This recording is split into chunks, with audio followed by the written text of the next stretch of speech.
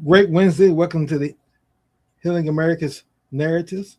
I'm your host, King, and I'm joined by my co-host, Reggie. How you doing today, Reggie? I'm doing well, King. How are you? You know why I'm laughing too, I don't know why you? you're laughing. Yeah. Sorry about that. We could tell our viewers. There it is. I Right. knew I knew that was closer to what we wanted, but but it wasn't quite there. It had fully humans on the bottom now rather than the top, so that was good. This is important because this way our millions of viewers will know that we're human and we're not perfect. There you go. We're being fully human right there in real time. Absolutely.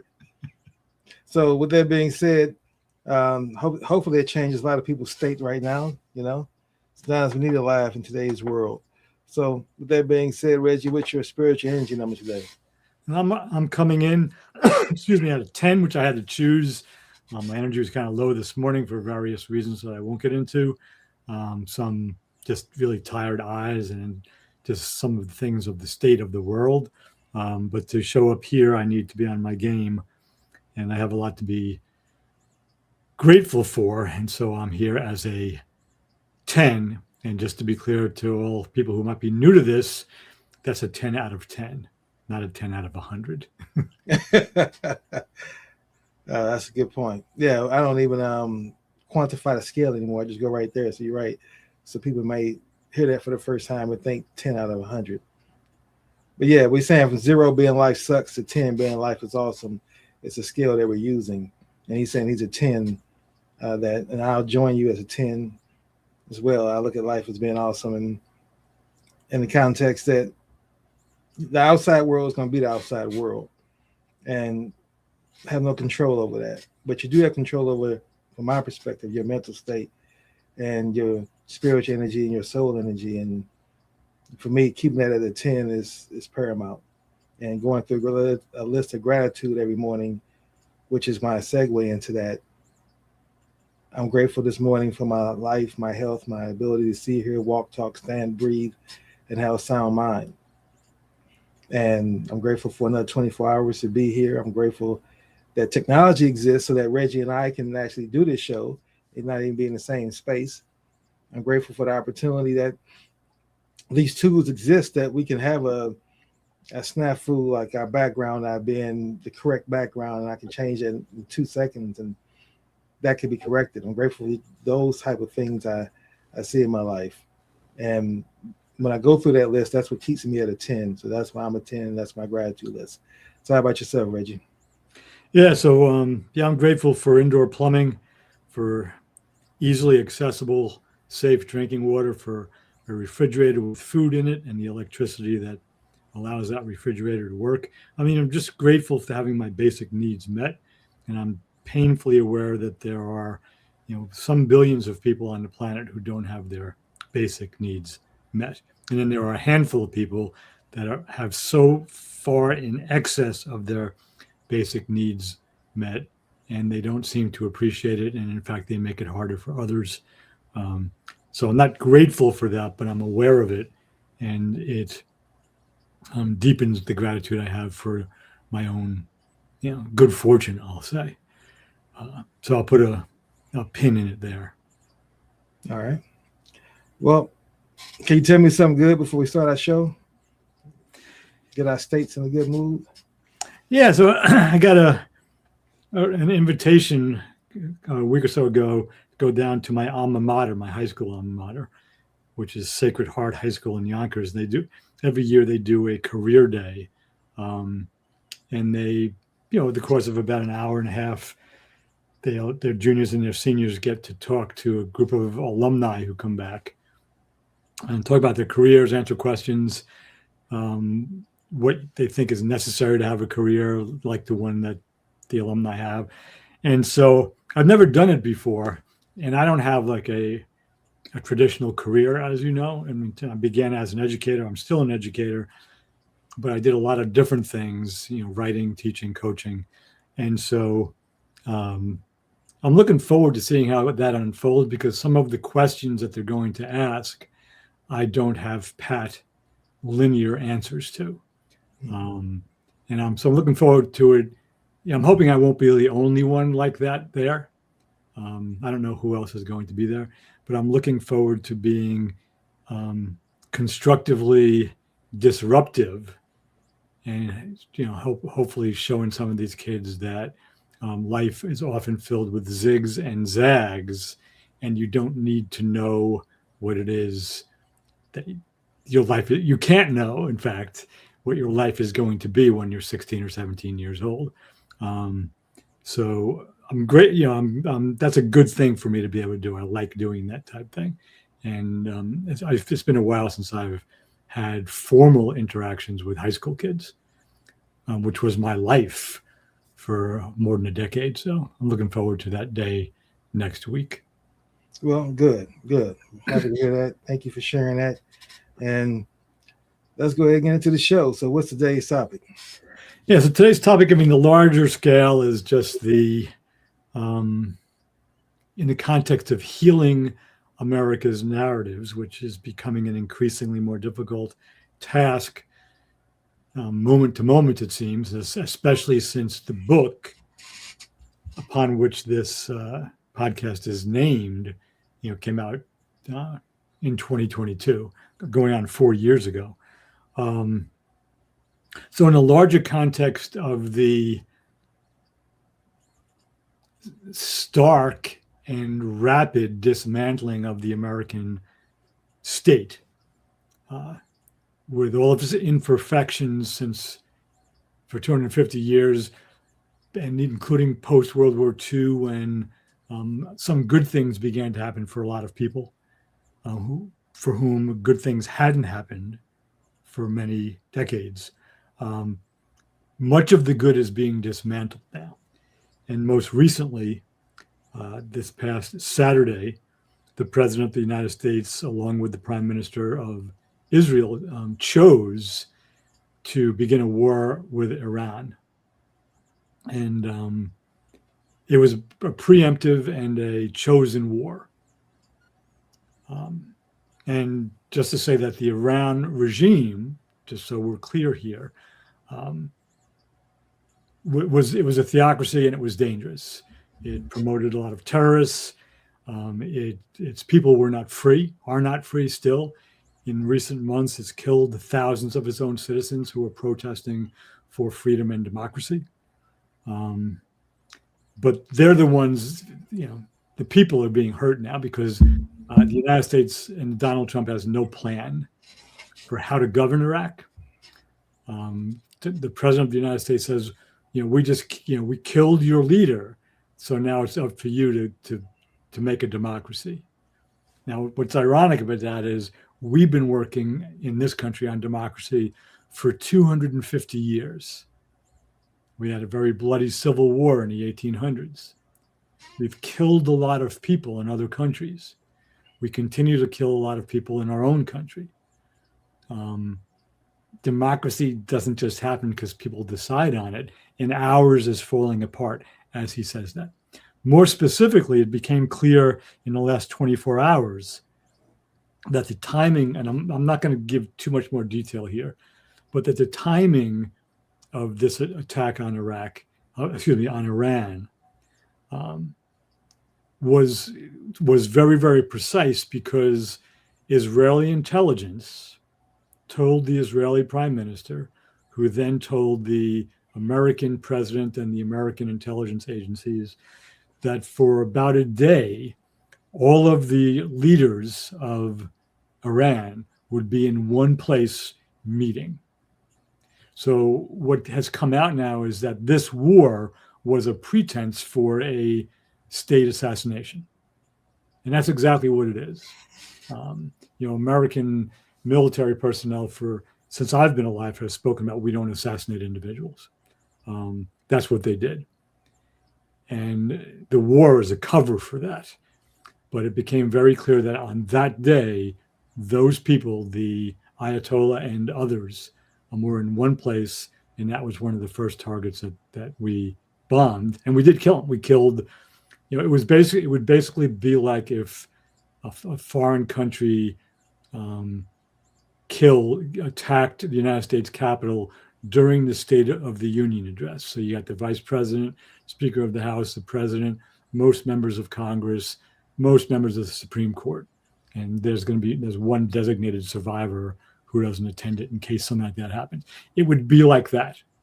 And most Americans would think that was a bad thing.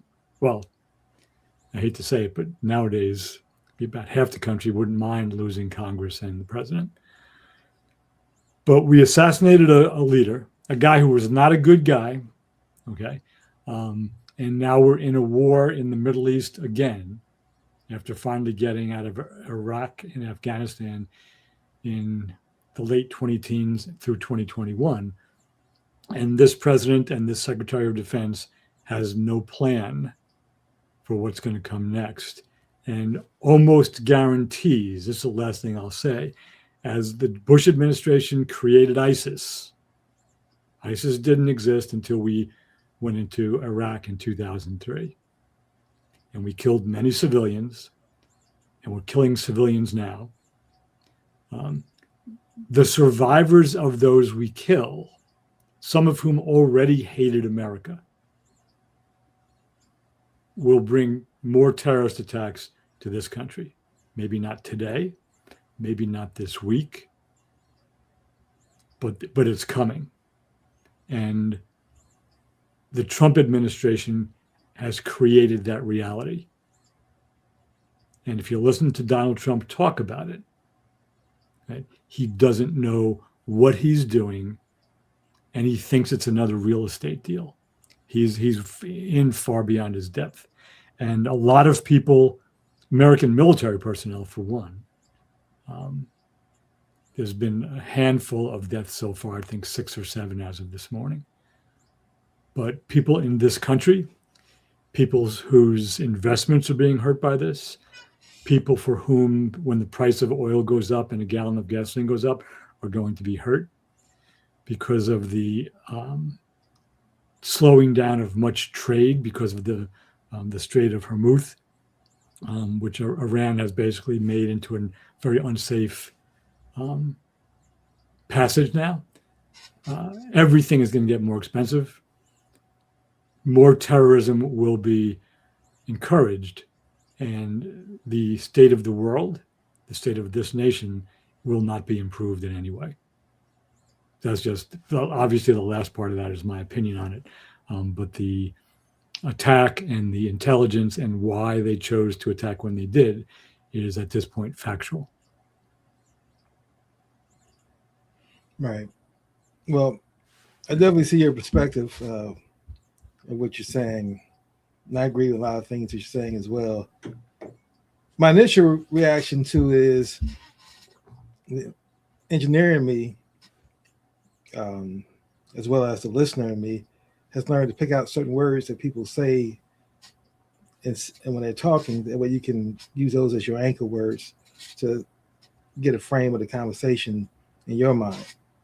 And so I constantly heard death, America, Trump, history, death, violence, that was consistent throughout.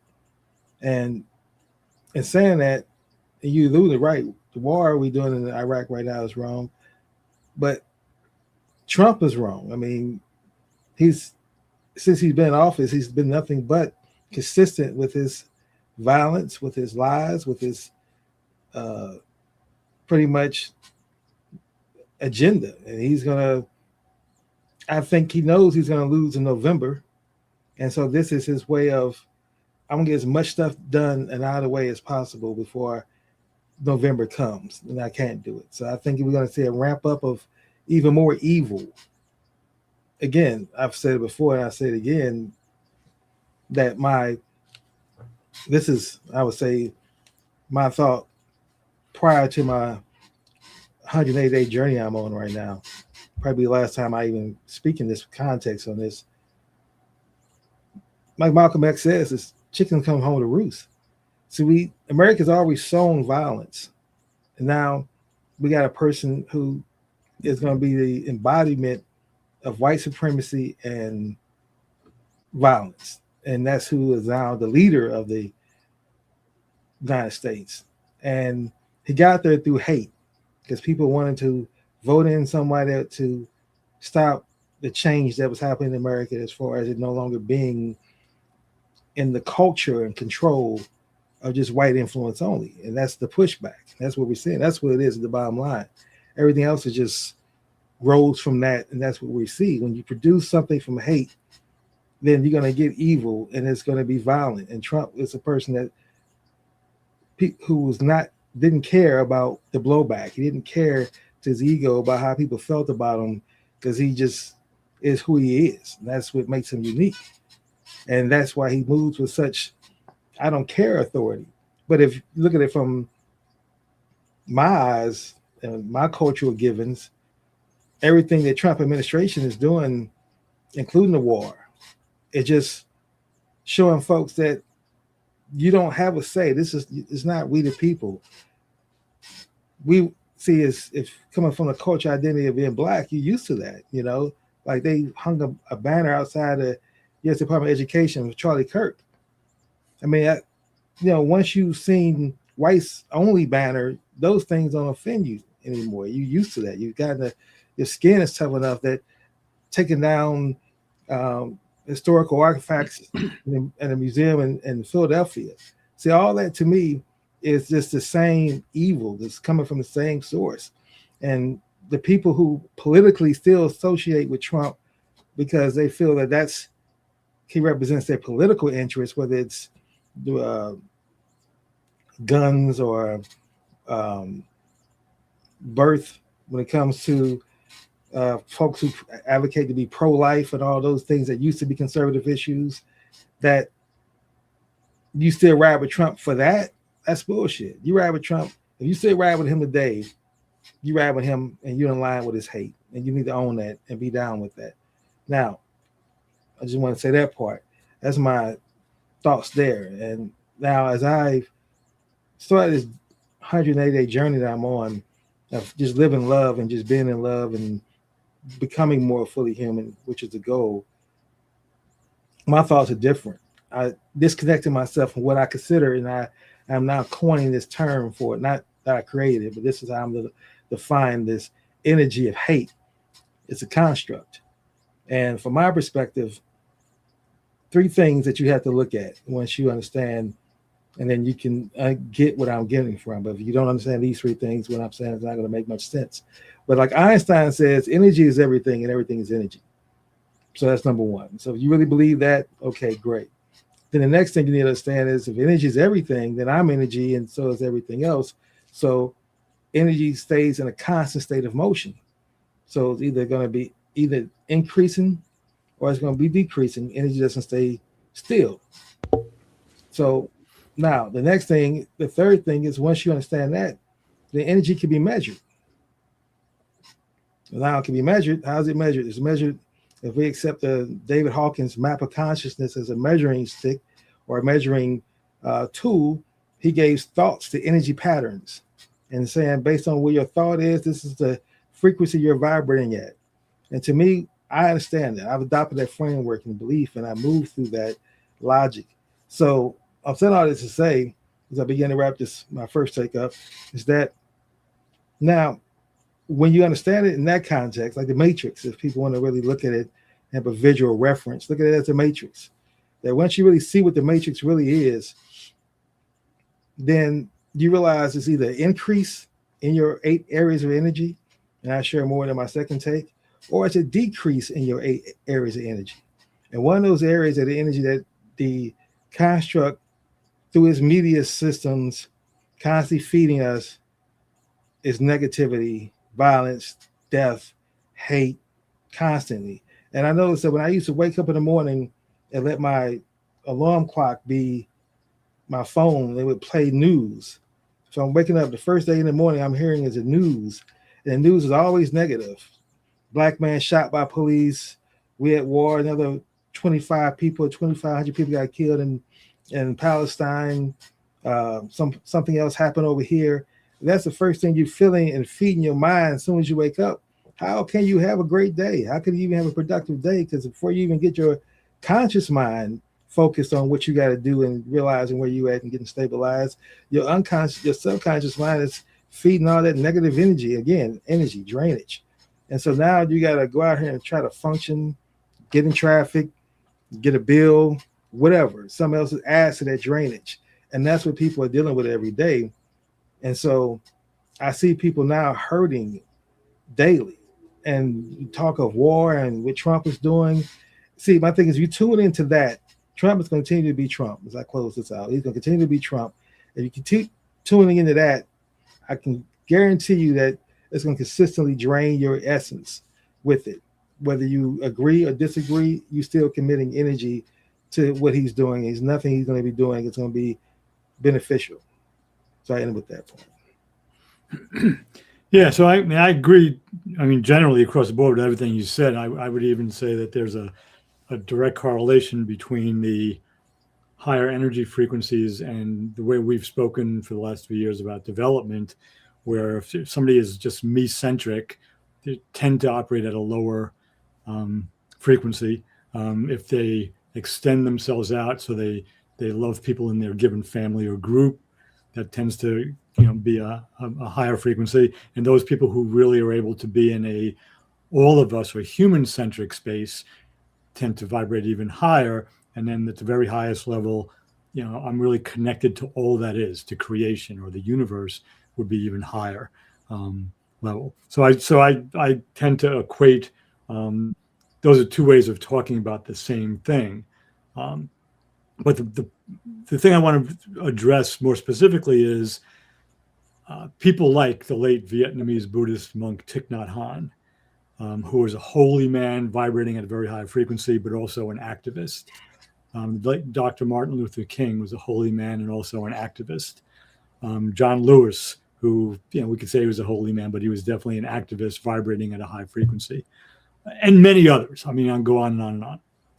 And so right now, it's important for us, you and me and others, to be able to take care of ourselves and do the work of raising our frequencies and moving from me-centrism to us-centrism to all of us-centrism. But we also need people to do practical things, to blow whistles in Minneapolis when ICE is coming, to step in between violent federal troops and innocent bystanders, to protest against what the government is doing. I mean, so, I don't know what the frequency of the thousands of Iranians who were protesting against the theocracy were as they were gunned down. Thousands of people were gunned down. But we need both. The sages of the past both went to the mountaintop, went to the cave, or onto the meditation cushion, or into the desert to connect with oneness, with God, with spirit, however you want to say it. And then they went out and they taught, and they showed by example. So we need both of those, because if we all stay home and develop ourselves and don't go outside, the people who have power will not say, "Wow, maybe we're wrong. Look at how high those people are vibrating." They're not going to do that. They never have, any time in history, whether it was Genghis Khan or Hitler or now Trump or or Viktor Orban, or pick one. Unfortunately, and this is proven in developmental research, when you have somebody who's operating at a might makes right level of development, where I'll get away with whatever I can, right? They can't be shamed. Nonviolent protest doesn't work against them. You have to meet them where they are to stop them. That's been proven historically, and it's been proven by research. Now, I don't like that idea, but I don't have any evidence that it's not true. So yes, it's important that we do our own work, and you're working on the 180-day program and raising the frequency. But we also need people who will go out into the street and do the work to oppose those who aren't going to be swayed by goodness and kindness and high frequencies. We don't need more evidence of that. Well, you know, That's a really tough intersection there. Working on our own development and spiritual growth and being able to step into the fray, basically. There was one spiritual teacher who defined himself by the language of being above the fray. And that doesn't work. It didn't work for Dr. King. It didn't work for John Lewis. It didn't work for Gandhi. It didn't work for Christ. They had to step into the fray to get their work done. And that's what we're kind of faced with now. And it's no easy thing in the 21st century. The technology makes it harder. The wealth disparity makes it harder. But it's a really difficult moment. And I believe we need both. What you're talking about and what all of the activists and spiritual leaders of the past have done. well, I hear that. And I say this, that number one, it's like the airplane analogy. The plane is going down. But if you don't put your oxygen mask on first, you're not going to be able to help everybody else in the plane, regardless of what your intent is. So that's why it's important that people got to do the mental work first, because you don't do this work first, then you just out there off emotion. Emotion doesn't get you anywhere.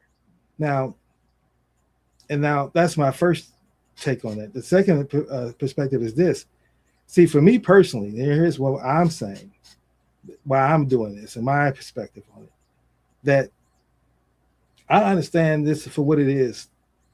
In today's time, see, at different times and throughout history, the construct, this evil force of energy has been dominant in different areas and it's spoken different languages. And the language that it speaks today is white supremacy. And now we're at a stage and where Trump's administration now has taken on the behavior of the Jim Crow era thinking politicians then, and they wear that as their badge. And they clearly show that to the world. This is how we're going to operate. So to your point about getting out in the streets, it's going to be an act of futility until everyone can realize that Trump is not the goal. Getting Trump out of office is not what we're going to get out in the streets. There has to be a higher, at this stage of democracy, is only failing for the people who've always had democracy. So if you've never had democracy, this is what you're used to. It's just that you've had ebbs and flows, as you said earlier. It's been ebbs and flows throughout history, but when you're used to watching a black man getting beaten on a TV screen, Rodney King, and still a court of supposed to be his folks' peers, but we know they're not in that community because it's based on that community, the jury selection, and they acquit the officers that beat them when everybody sees it on TV. Clearly, we see this injustices happen to people like this all over the world consistently, where you see ICE walks into churches and communities and snatch out people to take them away. That also has to change. And see, that's what's not happening to be honest, just white folks who disagree with Trump. That's not happening to you. But it's happening to anyone else who doesn't fit that category. So that's the reality that needs to be addressed, is let's dismantle this system. And then we all can get out in the streets right now. But to just get Trump out of office and get back to where democracy for you all will restore it, but everybody else goes back to we just got to be second-class citizens and pray things get better and try to put programs into DEI and affirmative action and all these other programs that should not be even necessary if we get rid of the racial construct. So until that talk about true equity, not equality. Equality is somebody letting you have access to what they have. But equity and seeing each other as human beings is discussed, then to me, let democracy fall, because it always has fallen. And the people are suffering. I got Iraq and Palestine. Why should we continue to thrive and live and have Super Bowls and just live our lives as though all these other people out here are suffering? Suffering is going to come here because we produce that. That's a chicken coming home to roost. It's going to come. We can't avoid it. Now we put leaders in positions who are so narcissistic and so selfish that they see themselves supreme over even the white supremacists. So now Trump is showing you all what we have felt in this country for years if you was non-white or non-white male, rich non-white male specifically. If you wasn't that specific category, Trump is showing you this is what white supremacy looks like, where you have no control over what I do. Yeah, you can meet, you can gather, you can organize, but if you don't come together, you're not taking me down. And he's hurting so many people individually that everybody's focused on how is he hurting me and my group, and they're thinking in that selfish context, and that's where everybody's dissipated. So again, I believe until it's a common goal where you say, here's where we all benefit from. Now let's go together as united front. Then he could be brought down, but then it's not him. Because if Trump goes, then it's going to be J.D. Vance, or it's going to be someone that comes right behind him with a better strategy and a better tactic. And he's not going to be as corrupt as Trump. He's going to be charismatic with it. And that's what Charlie Kirk was. That's why they lift him up so much, because he was that. He was that charismatic person that was charming, that folks liked and resonated with. And he was going to be the face of replacing Trump. And that's why they wanted to put his banner outside the Department of Education. Because that's the image they want. They're telling you right there, this is what we're looking for. So whoever that next person is that's going to come after Trump, because Trump time is up. Yes, his time is coming to an end, but the system is not. So that's my perspective. So until it does, then I feel that my own mental energy, because I see on top of all that's happening in the world, I would say my 10 people I know that my network personally are all dealing with their own internal wreckage, where they're dealing with whether it's financial pressure or it's health challenges or it's family dysfunctionality or it's career, on top of what Trump is doing and the impact that's having on them. So they don't have the liberty to be that outraged about what's happening in the system right now. They're too beaten up. When they either got cancer or diabetes, or they got Parkinson's, or friends around them are dying and they're dealing with that, they're broken. And I'm saying that until you can heal yourself first and get to a point you can start thinking clearly, then any action you put towards getting out in the street is going to, especially if you're black, especially if you're a black male, that's the reality. You get arrested, I'll get killed. That's the reality of us getting out in the street right now. That's the reality. That's what the history, that's what the culture teaches me. And you will be, okay, well, that was injustice. King shouldn't have got killed, and you can write a book about it. You know, other folks can write books about it. I'll get mentioned in the songs, but then add me to that list of songs that's already been played. Of all the other folks who got out in the streets or wasn't out in the streets, just got killed just for being black or a woman or gay or whatever it is that was non-white male. That's the reason that you were killed that day. That's what I'm saying. Until we are ready to stop that hate, then we're going to constantly see, because before Trump, there was Reagan. Now, Reagan didn't bring the country to war and affect everybody that wasn't him. So that's the difference with Trump. Trump is affecting everybody that's not him. You're not in his circle, you are affected. And that's what's new to everybody. But I'm saying the suffering, the negative energy drainage, all that's not new. And then the well-being of people I'm seeing destroyed around me has a higher priority than getting out in the streets and trying to change a system that we have no power of changing. Not my lifetime. So I think I hear what you're saying. I think you have in some areas, a more pessimistic view than I do. I mean, I believe that that the work that was done in the 60s, especially, but not only the Civil Rights Act and the Voting Rights Act, which was based on the blood, sweat, and tears of Black and white people working together. And I don't want to turn this just into race, because there's a lot more to it than that. And I'm not in any way minimizing the historical prevalence of the white supremacy in the United States history. I mean, it's there. So I'm not, I think you know me well enough that I'm not in any way minimizing that.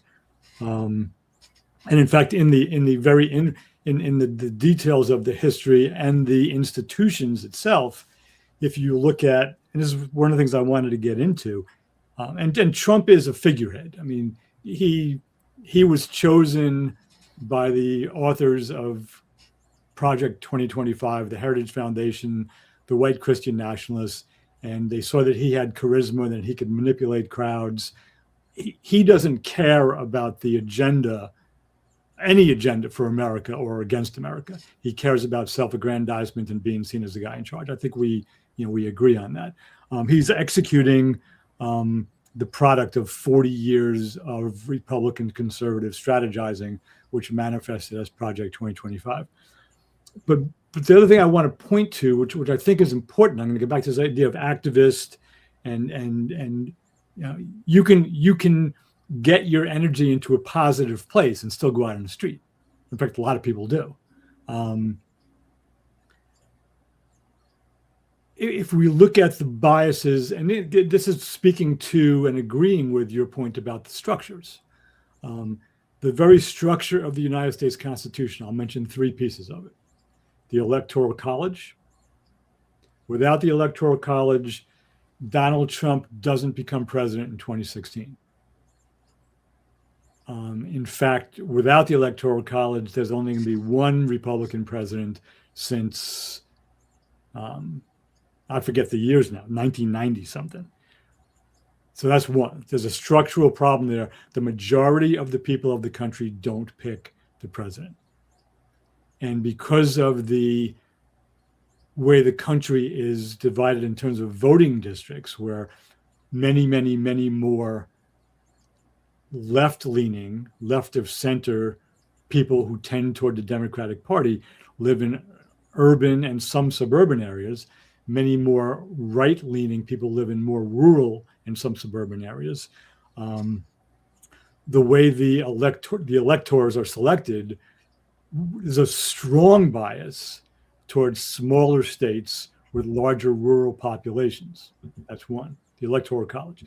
Two, by definition, the United States Senate is a counter-majoritarian body. It's not, it has nothing to do with equal representation, because I'm sitting in Connecticut. I have 2 senators. I'm right next door to New York, which has in the general vicinity of 5 times more people. And New York only has 2 senators as well. So by definition, the Senate, who is required to convict a president in impeachment proceedings, which is required to pass an amendment to the Constitution, is a strong bias towards small states. Now, I live in a small state. I'm from New York originally, but I firmly believe that the Senate should have its same responsibilities, but that there should be a proportional number of senators in the Senate as there is in the House. Because the Senate, by definition, practices the tyranny of the minority. A small group of people have disproportionate power through their senators. The House is more of an equal body. So that's the second one, the Senate. The Supreme Court, because of these 2 things, because of the Electoral College, which allows minority candidates, and I'm saying minority, anybody that's just listening and for the first time, I'm speaking about presidents who were elected by a minority of the voters through the Electoral College, and who are approved by the Senate, which is disproportionate towards the small states. The Supreme Court is biased towards the smaller rural states, which tend to be Republican, because the Supreme Court is nominated, the justices are nominated by the president. So here's a quick lesson in history. And I'm not teaching you when I say this, Keg, but this really supports your statement about until we can change the institutions that are white supremacists, it's not going to change. So Donald Trump in his first term, a term in which he lost the popular vote by just under 3 million votes nationwide, but won because of the counter-majoritarian Electoral College. In his first term, Donald Trump got to pick 3 Supreme Court justices: Kavanaugh, Coney Barrett, and was it? I forget who the third one was. I apologize for that. If everything else had played out, and we picked a president based on what the majority of the people in the country wanted, it happened to be Hillary Clinton running against him. Hillary Clinton would have named 3 Supreme Court justices. So the infrastructure of the government, which is embedded in a virtually unamendable constitution nowadays, because the small states, which are primarily Republican states, have disproportionate representation in the Congress, in the Senate and in the Electoral College. There is, in fact, a tyranny of minority rule in this country.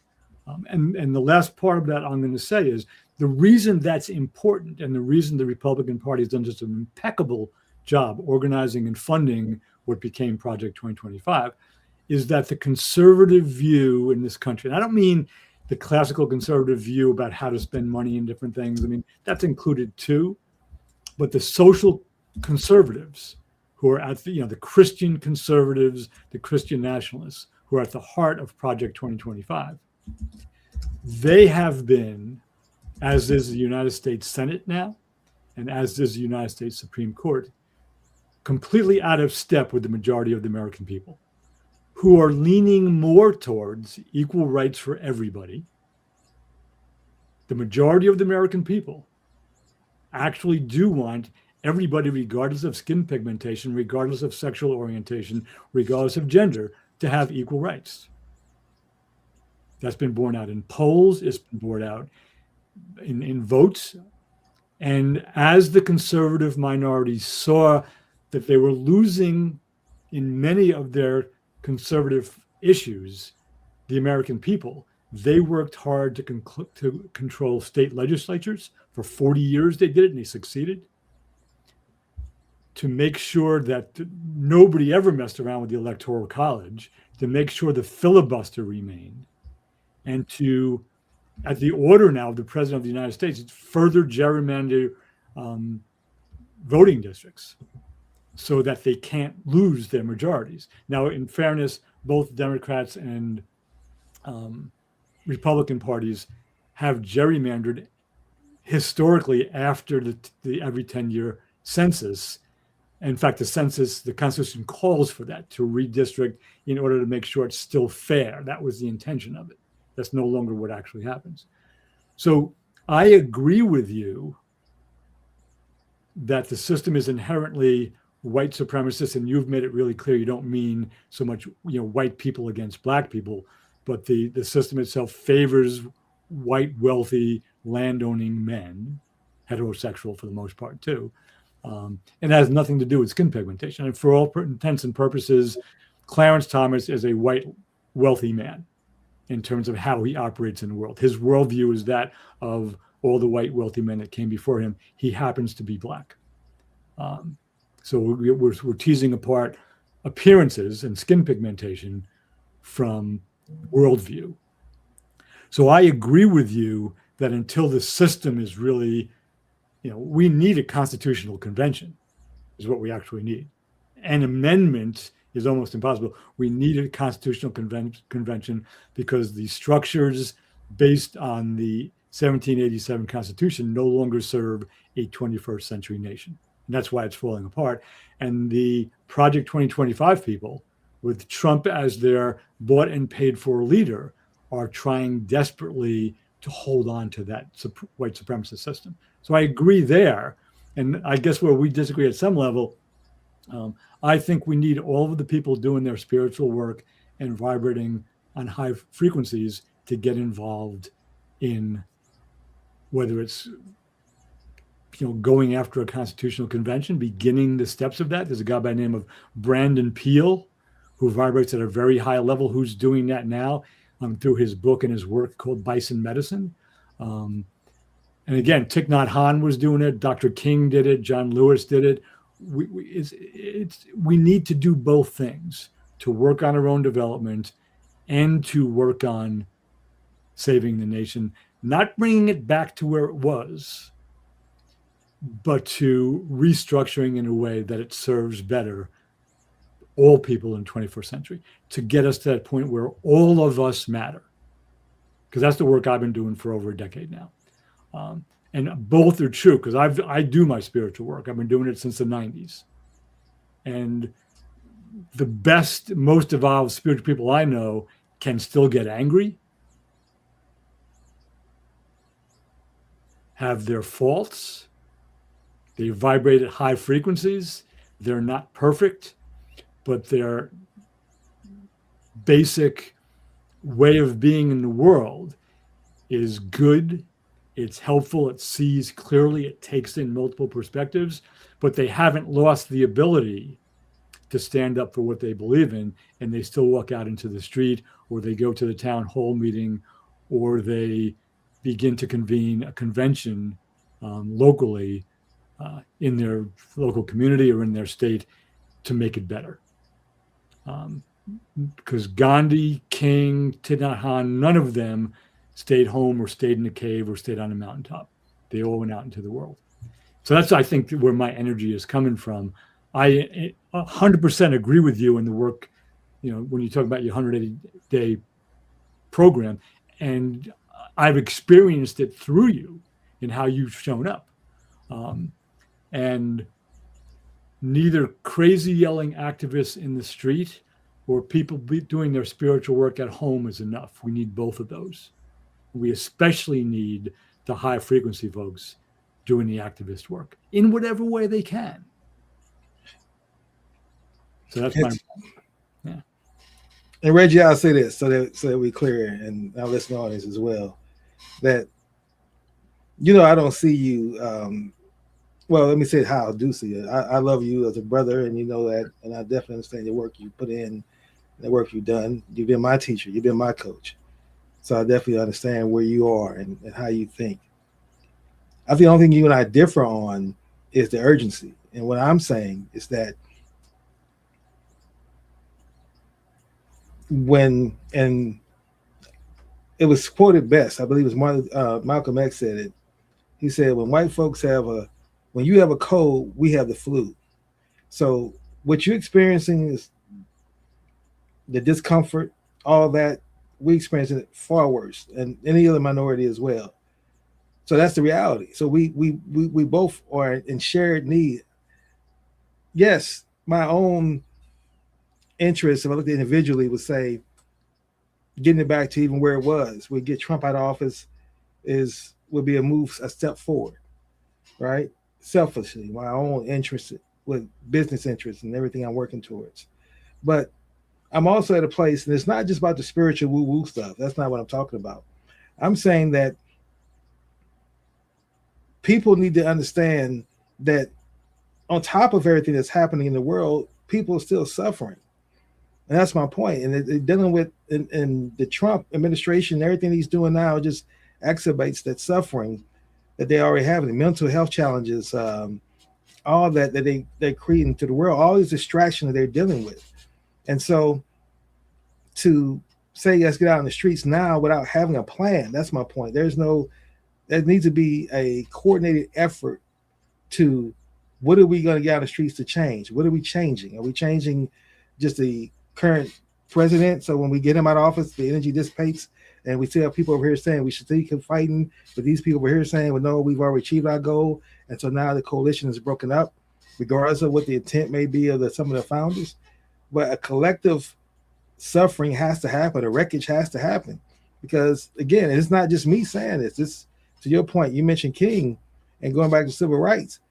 And I quote him by saying this. He says, near the end of his life, this is what he's thinking, not the King that gets quoted and we have a dream speech and all that in the early 63.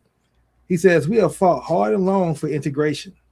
And as I believe we should have, and I know that we will win, but I've come to believe we're integrating into a burning house. I'm afraid that America may be losing what more vision she may have. And I'm afraid that even as we integrate, we are walking into a place that does not understand that this nation needs to be deeply concerned with the plight of the poor and disenfranchised. Until we commit ourselves to ensuring that the underclass is given justice and opportunity, we will continue to perpetuate the anger and violence that tears at the soul of this nation. And that was back in 68. And here we are in 2026. And so he has talked, we've met, he's seen that vision. That's where we are right now. And just getting Trump out of office and not changing America's evil culture, then the next 2030, 2036 is going to be worse than Trump, because it just gets reimagined and it festers back in different ways. And now social media has now given it a way to now make, and this is why it's grown so well, is that they've made the image of success in everything. And this is why I'm saying the spiritual work is important, because they made the image of success to be everything external from everybody. And they say, if you want to be successful, this is the ideal of success. Get money, get as much money as you have, and you'll be happy, and let that be your goal, and have demanding thoughts towards that. And that's what most people are. And that's what most people are thinking. They're striving toward their goal. And if you look at reality as a critical thinker, and you'll see that Elon Musk is the richest man in the world. Does he look happy? He sits around and tweets like somebody broken their toilet does. And it's like, how can a rich man in the world have time to tweet about things and interrupt democracies, because his energy is low? And it's not just energy of woo-woo. It's just, my point of the matter is, everything is energy. It's not just saying it from a philosophical or a psychological standpoint, but then saying, but I'm putting it over here, I'm putting action here. That's still energy at the end of the day. That drainage has an impact on your body. Your body's going to break down. You're going to be not able to function because you're letting the stress beat you down over things we can't control. So until there's a collective agreement of, this is what we're getting out in the streets for. So I agree, yeah, there's definitely needs to be some action. I'm not saying everybody needs to sit in a meditative state and hum and all that. I'm saying that you need to understand who you are and get yourself right first, so that when you do get in office, things will change. Because you can look at Baltimore, and through, it doesn't matter what administration nationally was in office. You want to talk about politics on a local level. Look at Baltimore City, that's been controlled mostly by Democrats and mostly by Black people, my entire knowledge of it. Now, again, they've had some white mayors in there, of course, but lately it's been controlled predominantly by Black. And there's not better off, because it's still within the system. To your point, when I talk about white supremacy, see, that's what folks got to get away from. You got to get away from focusing on color and skin suits. These are just skin suits. We all energy. That's why I say energy is important, because it helps you see that we all just forms of energy within these skin suits. And these skin suits should not be why we should be arguing with each other because of how we look, whether we are gay, straight, trans, whatever. Final point on this, as I wrap up my point, to show you that all this is just noise. And that's what I'm getting at. All this is just noise until we change the infrastructure in the system.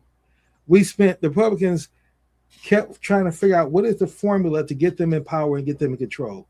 They convinced everybody that they should be upset about transvestites using the bathrooms and turn it into a whole big spectacle where it's talked about at every level. Even the presidents now talking about this and how they feel about creating bathrooms, and all this energy has been spent on this discussion. People laying their views in, actors, everybody, people get canceled over this discussion. And at the end of the day, a restaurant owner here in Maryland, I ain't saying he's the only one, he's the only one I know of, that I just simply said when he built his second restaurant, Busboys and Poets, he just built bathrooms. When you walk in, and it says it's bathrooms that's open to everybody, non-sexual bathrooms. And each one has their own little stall, their own little door, and everybody can just go in there now. So it doesn't matter, you don't share it. Instead of getting away from the shared bathroom concept, each create individual bathrooms, individual doors. May it cost them a little bit more money for construction? Absolutely. But he solved that problem. So now when you go in this restaurant, you don't have the energy of wondering which bathroom, is there a trainee here, is there a man? All that stuff is just wasted, and it keeps people away from the creative liberation. And to the point that you wrote about, and that's what I'm saying all this for, because I know you understand this, when the energy drains from you from your essence, it drains down to you. Energy doesn't disappear, it drains into your shadow. All the things you talk about when you work from out with Carl Jung, that shadow energy now gets created, and that's what manifests. And that's what we see. That's what I'm getting at, is that this world we operate in is been run by people using that shadow energy and not love energy. And if we don't change that, it's not going to change. And yes, we can get out and we can make a little state. We can make a few steps that the next president can now pull back. And so that's what we're doing. We're battling. Okay, we get a few more steps, then we get pushed back based on the next president because we didn't change the infrastructure. You know, Jimmy Carter was the most successful president at creating and adding more judges. And he added more women and more Black people in positions of judge than any other president before or since him. And no one knows that about him. He doesn't get any kind of lift up. So no one ever tried to model that. No one, but they look at him as we treat him in our society and our historians accept this in our media as a failed president because they talk about how high inflation was and all that while he was in office. And so he gets dismissed. And he's the only person I've ever seen as president that was presidential from before, during, and after. A true humanitarian. But do we lift him up to say this is an example of what a president should be? No. We lift up people like Trump and put him in power with his selfishness, and Elon Musk and that whole male now dominated side. They tell you that to be successful, you got to be a uncaring, non-emotional person toward anybody else's feelings. Get yours win at all cost mindset.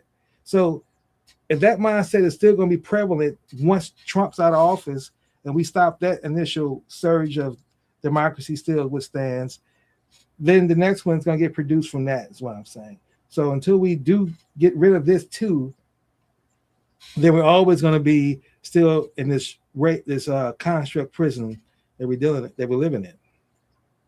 Yeah, I agree with that. I want to clarify one bit of language because I referred several times to getting out in the street, and I use that metaphorically. It includes getting out into the street literally, like to go to a protest or a demonstration. But when I say it, I mean it metaphorically as doing something practical and proactively based on your beliefs about a better world and something that's pro-democratic and pro-rule of law. So when I say get out in the streets, I don't mean just, I'm not saying this so much to you, King, but to anybody who might listen to this. I use that as a metaphor that includes literally going to a protest, but also writing, going to town meetings, speaking to friends, reading things that you might not have ever read before, and learning. Producing a podcast show. What's that? I said producing a podcast show. Okay. Sorry. Yeah. So all of that for me is getting out into the street, which is just an easy way to say it rather than listing all of the things. Yeah, we should do a podcast someday. So I just wanted to clear that up. And again, I really believe that the Constitution, in fact, one of the sessions in the class I'll begin teaching this Friday at the University of Connecticut, Osher Lifelong Learning Institute, one of the chapters is on the Constitution, and then the subtitle of it is the U.S. Constitution, Sacred Scripture or Obsolete 18th Century Relic. And because a lot of people think that the U.S. Constitution, because of the aggrandized history of the nation, was written by God, and is right the way it is and should never be messed around with. And that's so far from the truth for anybody who's living consciously in the 21st century that we really do need a constitutional convention attended by people who care about democracy, the rule of law, equal protection of the law for everyone, and getting rid of all of the things that prevent that. And there are any number of them. Again, the original Constitution, just to remind people, it's not funny, but women were not included in it. The word woman did not exist in there. They used euphemism for enslaved peoples. They never mentioned slavery. They referred to imported property That's how slaves were referred to in the Constitution. And Native Americans were not considered persons. They were always tagged on, and Indians at the end, but they were not included at all either. Now, we've made a little bit of progress in those three categories, but it's still an outdated, archaic 18th century document. This is the 21st century. It needs to be, if not completely replaced, it needs to be drastically amended, and amendments are hard to come by nowadays. So anyway, that's a whole other topic, maybe for next week. Yeah, you got to give us our understanding of what's the next steps. How do we still navigate in this world with the war going on and keep our humanity? So I would say the next step, just because of what I just said, I'm going to assume that many people, I know that most Americans have not actually read the Constitution. So I would say get a copy of it. It's a quick read. And this is, I think, a 3x5 little document. Read it. And when you get to those parts where the language, again, it's language from the 1780s, where it's a little bit obscure, you're not sure what it means, maybe pick up a book like Jill Lepore's We the People, a history of the United States Constitution, or even just go online. And don't trust everything from AI, because AI gets some things wrong, but begin with AI and ask AI what certain passages mean if you don't understand them. And just learn what the shortcomings of the Constitution are on your own. Don't take my word for it, but there are shortcomings, and they hold this country back from what it really could be as from the Constitution itself, as we work toward a more perfect union. And right now we're not doing that. We're running as quickly as we can from a more perfect union. So read the Constitution and get someone to help you understand it if the language feels obscure.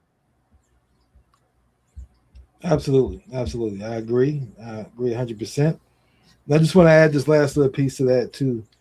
Reggie, you and I have not been in disagreement. We've just been approaching from different streets, the same conclusion, direction, destination, and that is this: that you are the example of what I'm advocating for. You're the embodiment of that. You've gone through the woo-woo, and as a result of going through the woo-woo, you're able to, as we say, the energy work. Let me say that. You've gone through the energy work in that process. And that's why you are advocating what you're advocating. You've written what you've written, and you have documented proofs because you've elevated your consciousness to be able to see from different perspectives and be fully human, and that has produced the work that it has. So if people have not done that work, they're not going to be as effective, and they're going to be easily swayed, and energy would dissipate. Your energy has not dissipated because you did that work, and you've gone through it, and you still do it. So that's why I'm just saying I think it's but I think some of it needs to be before you go out here and get actively involved. That's the only difference. I just want to wrap that point up and say. And now shift into, and I'm going to throw the ball in your court now first, because you may have someone in mind who we want to lift up as examples of being fully human as we ride on our show, because we want to make sure that people understand that we're not just talking about things from an abstract perspective, that people actually did live lives and are currently living these fully human lives that Reggie's advocating for and I'm advocating for from different perspectives throughout this day, but we still both are in unity on the fact that these people are great people. So Reggie, who would you want to be the person you want to give flowers to right now that's you want to lift up as being fully human? Yeah, I'm going to actually put use two people, and it's really relevant in this moment, like today and yesterday. And so that's Jasmine Crockett, who's a United States congresswoman from Texas, and James Talarico, who's a Texas state legislator. And he's people who might not know them. I would hope most people who would listen to this do know who they are, but Who knows? Crockett is a black woman. Tallarico is a white Protestant male who's also a seminarian who's well versed in the Bible and takes the word of Jesus takes Jesus at his word in terms of loving everyone, unlike most of the white Christian Protestants that seem to have power in this country. So they both decided to run to challenge for the U.S. Senate seat that's going to come up in this November. And I would, if I were in Texas, I would have no problem voting for either of them. They're energetically, they're very different, and not the kind of energy that you and I are talking about, but they show up with, they're both confrontational, but they're, Crockett is kind of in your face confrontational, and Tallarico is a little bit less in your face, but is still confronting you through his own particular, more gentle way. And yesterday, Tallarico won the Democratic primary by, I think it was something like 53 to 46% of the vote. And they had a little bit of tension between them, but for the most part, they treated each other well. And Crockett did, concede, and now it came out in support of him right away. So that's exactly what we need. And I would be saying exactly the same thing if Crockett had beaten Tallarico, because they both have a real power in their message. Ideologically, they probably agree on 99% of things. I'm making that up myself, but I've listened to them both. And that's the fully humanness we're looking for in two competitors. For a short period of time, they were in competition with each other. They both wanted the same thing. Only one of them could get it. And so James Tallarico and Jasmine Crockett deserve, I bow to both of them. And I actually wrote something on public media, social media yesterday to them saying, look, I'd vote for either one of you. Treat each other well, be exemplars for what we need in this country. Don't embarrass us. No, basically, I did. I think I put it on Facebook. And so they see, obviously they read what I wrote, and they did a good job. So James, again, Jasmine Crockett and James Tallarico. Okay, well, I agree with that. I respect that. I want to give mine. I want to keep mine in the space of who I've already mentioned earlier, and that is Jimmy Carter. Because I believe that he's somebody whose guidance we need at a time like this. And as I amplify Jimmy Carter, I want to go to his 6 pillars I look at as being fully human. Identity, moral Southern leader who transitioned from the software segregation to seeing racism as a fundamental human rights violation. His growth mindset was 8 out of 10. He used his Governor Manchin in the White House to pivot from cautious campaigning to active, unapologetic support for racial justice. His higher purpose in serving traded the pen for a hammer with Habitat for Humanity, a living embodiment of his Brick House Protocol. Core principles, unique value add. He was the first president to make our courts look like the country. He changed how leadership gets done, or it got changed back. He had a grateful spirit, 9 out of 10. I give him a score on that. He used his privilege as responsibility. He honored Dr. King in the Georgia State House despite KKK protests. His self-awareness, 8 out of 10. He recognized systematic voter suppression, used creative tools like deputizing principles to expand security and outreach. And so this is what I say, we're talking about when we talk about people who are fully human and we want to give their flowers. So definitely I want to give my flowers to Jimmy Carter today. Yeah, amen. All right, so let's wrap up our show. Thank you all for listening to the Healing America's Narratives. Again, every Wednesday from 10 a.m. Eastern Standard Time. And until next Wednesday, that's all continue to be more fully human. Thank you.